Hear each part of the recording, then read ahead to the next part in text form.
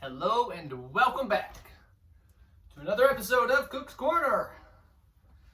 Hopefully in this video we can finish up Deuteronomy here. Maybe, maybe not, I don't know. But maybe. So we're going to pick up here in, what are we on, chapter 21? No, actually I think we're in chapter 22 now. So,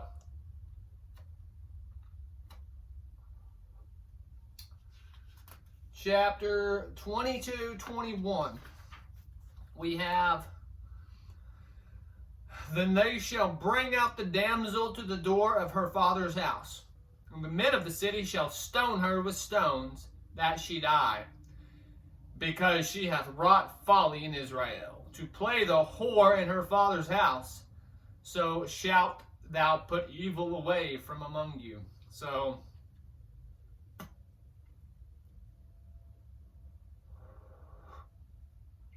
I mean, it says it. I'm guessing, she maybe slept with more than one guy. Okay. Yep. But it's okay, back here when, what's his name had to sleep with the handmaidens, that's okay. But not here, especially for a woman. No, women can't do that. But men, yeah, well, some men, Moses, Aaron, Jacob, those type of men, the ones at the top. Sure. Chapter 23. "He that is wounded in the stones, or hath his private member cut off, shall not enter into the congregation of the Lord." So, eunuchs, sorry, you can't go in there, buddy. If you've had some mishaps down there, can't go in. They don't like you. They don't like your kind around here. They don't like you type of people. Right? 2, "A bastard shall not enter into the congregation of the Lord. Even to his 10th generation shall he not enter into the congregation of the Lord." So bastards, they definitely don't like you people.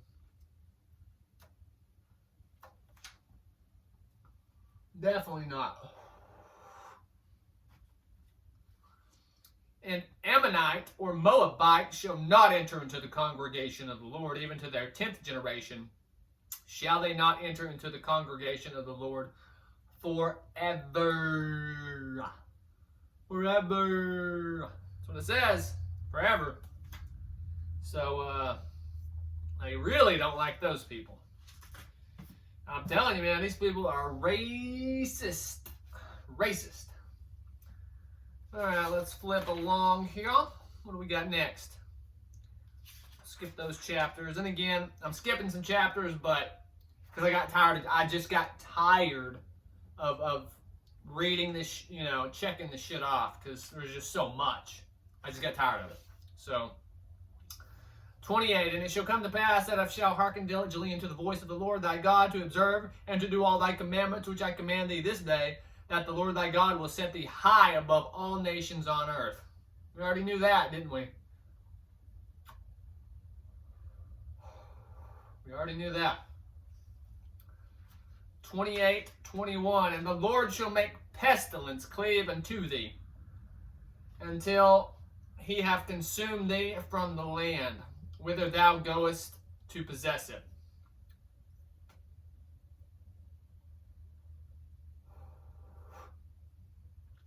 I'm not used to smoking these. These are quite. I don't smoke, so. But I needed a little tension relief because, reading all this it builds it up. It builds up. I can't help it, It just builds it up. "The Lord shall smite thee with a 28, 22. "The Lord shall smite thee with a consumption, and with fever, and with inflammation, and with extreme burning, and with the sword, and with blasting, and with mildew, and they shall pursue thee unto thou perish." Oh shit, I got a bunch of verses here. Holy shit. That's pretty much the whole fucking chapter here. The whole fucking 28. I don't know that I want to read all these. We'll read a couple. I might skip a few of these. There's just too fucking many. It's the whole thing. "And the Lord, 28:24, and the Lord shall make rain of thy land powder and dust. From heaven shall it come down upon thee until thou be destroyed. The Lord will smite thee with the botch of Egypt, and with the emerods, and with the scab, and with the itch whereof thou canst not be healed. He didn't give you some shit that you can't be healed of it. Now, I'm not a doctor, I'm not a physician, but I believe we live in a mathematically based reality, right? Frequency. And in a mathematically based reality,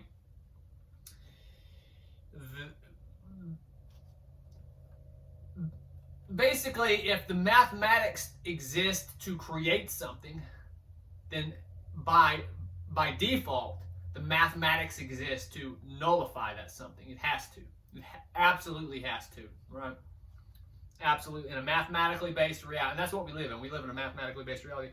So, I don't know if he's bringing some shit from outside the reality into our reality that there's not a mathematical equation for. But, I'm you get what I'm saying. I can't say it because I'm not a doctor. I'm not a physician, right? But when they tell you can't be healed from something,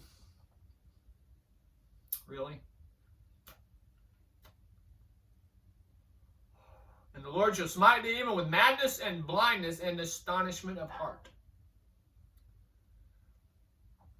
28:30. Thou shalt betroth a wife, and another man shall lie with her. Thou shalt build a house, and thou shalt not dwell therein. Thou shalt plant a vineyard, and thou shalt not gather the grapes thereof. Basically, he's just reminding you, if you betray or if you go against his word, this is what he's going to do to you. Right? He's going to give your wife to someone else. He's going to give your vineyard to someone else, even though you worked for it. Sounds fair, huh? Sure. 32, thy sons and thy daughters shall be given unto another people, and thine eyes shall look and fail with longing for them all the day, and there shall be no might in thy hand.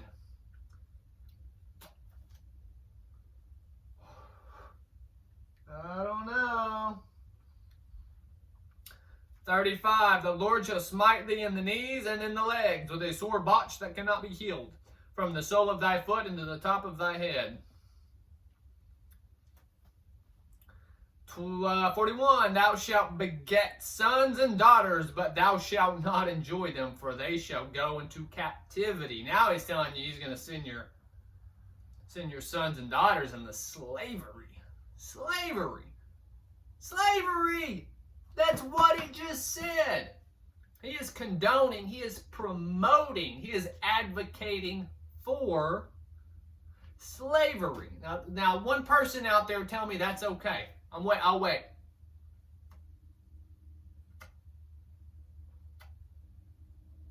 No one? Oh, I guarantee you there's some people out there that think it's okay. They think it's okay.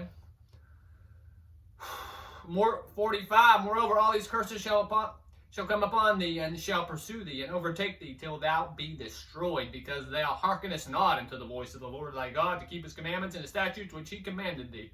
46, and they shall be upon thee for a sign and for a wonder upon thy seed forever. Again, what are his signs? What are his wonders? What is he the deity of? Plague and pestilence. Who else is the deity of plague and pestilence? Apollo, plague and pestilence.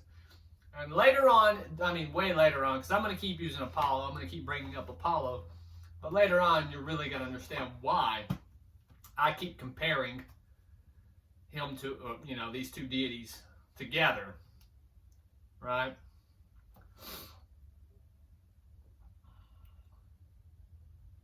Let's just skip a little bit here. 55, so that he will not give to any of them of the flesh of his children whom he shall eat, because he had nothing left of him in the siege, and in the straitness wherewith thine enemies shall distress thee in all thy gates. So it's talking about, if you're getting sieged, and he's gonna fuck you up. Also, every sickness and every plague which is not written in the book of the law, them will the Lord bring upon thee until thou be destroyed.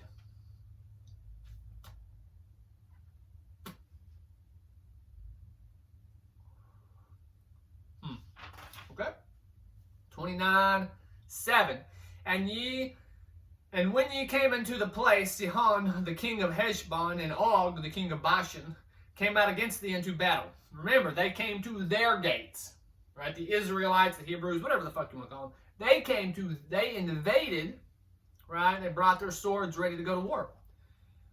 And we took their land and gave it for an inheritance unto the Reubenites, and to the Gadites, and to half the tribe of Manasseh. So again, giving their other people's shit to other people. You just go kill these people, and we'll give you their shit. We'll give you their land. We'll give you their virgins. Again, virgins, right? 30:15.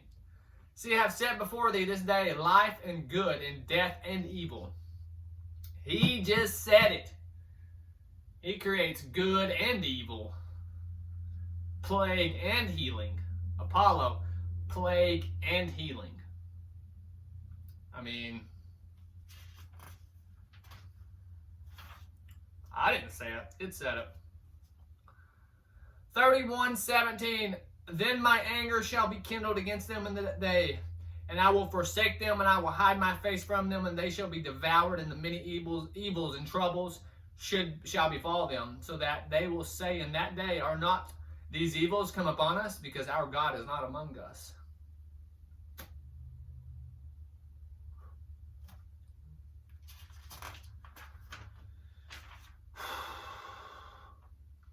(32:24). And thou shalt be burnt with hunger, and devoured with burning heat, and with bitter destruction.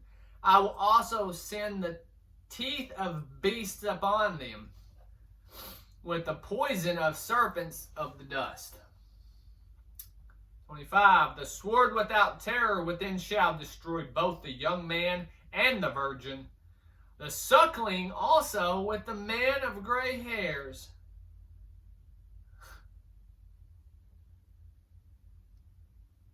The suckling, that's little baby. That's what he's talking about. He's cool with it. He's cool with killing babies, right? He's totally cool with it. That's okay. That's okay in his view. 39. See now that I am he, and there is no God with me. I kill and I make alive. I kill and I make. Whoa, wait a second. No, surely not, because back here, didn't we learn that thou shalt not kill? Isn't that one of the 10 commandments? But yeah, right here he says, I kill. So he gave you these rules, but he doesn't give a fuck about. They're not for him. He doesn't have to obey any of these rules. He's outside of the rules. That sounds right, huh? Yeah, sure. Let's see here. What else we got? Oh, that's it. Yes, we are done with Deuteronomy. We are done with it. In fact, that concludes the Torah. For those of you that don't know that word, it's the word that the Hebrews, the Jews, the Israelites, whatever you want to call them, that's what they use to call the first 5 books of the Bible, the books of Moses, is called the Torah. And even today, these people follow this, or they try anyway, to follow this book to the T. This is their God. These whatever it says right here, go kill them. Sir, yes, sir. Go take the virgins. Sir, yes, sir.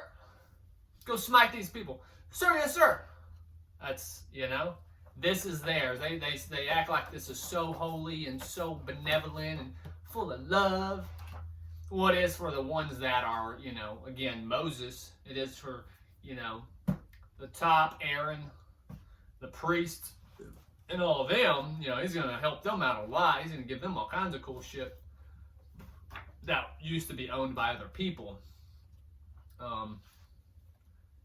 But yeah, that's the Torah for you. I'm not a fan, you know. Let me just give you I gave you what it said. Now let me give you my personal opinion. And I just read it all. I mean, I didn't read it all on camera, but I did read it all to get these verses, right?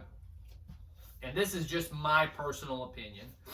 All I have seen in the Torah here is death, destruction, rape and murder, slavery, the P word, which I can't say on YouTube, but it starts with a P and ends with "ile." I'm sure you can figure that one out. Has to do with little kids, virgins. You know, I see a deity that gives out rules, but then doesn't abide by those rules himself. I see a jealous God of plague and pestilence. And that's not opinion right there. That's what it said. Right? That's 100% fact. Yeah, that's really all I see here. You know, I see a group of people that were trying to get a better deal, and he kept blocking the deal, even though he's the one claiming that they need this better deal, but then he blocks it. You know, right? Let my people go. I'm going to harden Pharaoh's heart to where he won't let the people go. Pharaoh's like, you know what? I'll let your people go. And then I can't let your people go. So who's really holding them captive, you know? Yeah, that's the Torah for you.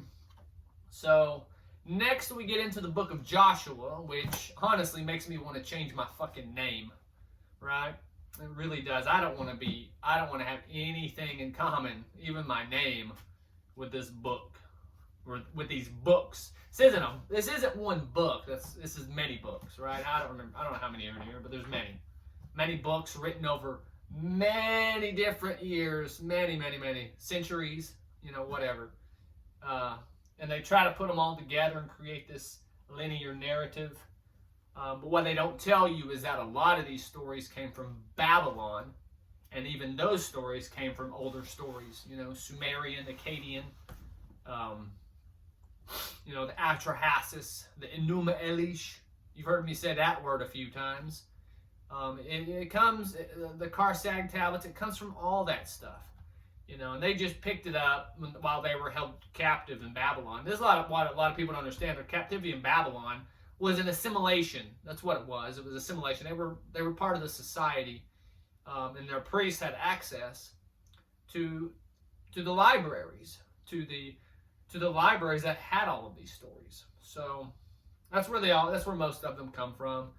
You know, the story of Moses isn't a real story. It's based off of another story. You know, the story of Adam and Eve isn't a real story. It's about the Adamu. Just all of these stories are just made up. You know, Judaified is the word I like to use. They're plagiarized from other stories, and then they Judaify them, right? They put in their own little seasoning. They got their Yahweh seasoning, and they just go. Right? And yeah, I mean, this culture is just. What can I say about them? What can you say about this culture that's good? You know? And I'm not saying every single person that's part of this culture is a bad person. That's not what I'm saying at all. In fact, I would say that the majority of the people that claim to be part of this culture are probably good people. They're just trying to do what's right and what they think they should be doing. But they're overlooking the evil here. And I don't know how you do that. I mean, I get brainwashing. I get it. I get a lot of people, most people today are brainwashed. So I get it, but I don't really understand it because I'm not that way, right? I'm going to read this for myself and, you know, see what it says. And, you know, I'm not in the cult. So when I read that he wants to kill every man, woman, and child except for the female virgins, that doesn't fly okay with me. That doesn't sit well, you know? I see what it means. It's an evil statement, absolutely evil statement. So, yeah, Book of Torah, or the Torah, sorry. Next we got Joshua. You know, we got some good stories. And one of these days we'll get to the book of Ezekiel. That's a pretty one. That's a pretty good one. Just another example of the cargo cult phenomenon, right? People who have some technology, and then Ezekiel witnesses this technology, and then of course, you know, the ancient aliens try to say, "Oh, those are aliens," right? I don't know. I don't think so. I think they were just people that survived the cataclysm and had some of their infrastructure still intact. And if you want to know any more about that, I would go over to archaics.com. And I know I keep referencing his channel, but I gotta tell you, his channel is phenomenal. If you want historical chronological data and all the sources that go with it, this is the only sources I'm going to give you because this is what we're reading, right? That's not, my channel is not about all those data sets. I don't have them. I'm not going to pretend that I do have them. I don't. I've never read all those books. I've read plenty, but I haven't read thousands of books that he's read. And so he has all this data, and I would highly encourage anyone to go over there and learn the chronology, learn the history, learn about the Phoenix. Because, you know, like I said, we've already covered a little bit of Phoenix. We're going to cover some more Phoenix, especially when we get into Revelation. Revelation, it has a Phoenix event. It's very specific, very detailed about the Phoenix event. So, it's pretty neat. Anyway, that's the end of Torah. So, Shabbat Shalom. Peace.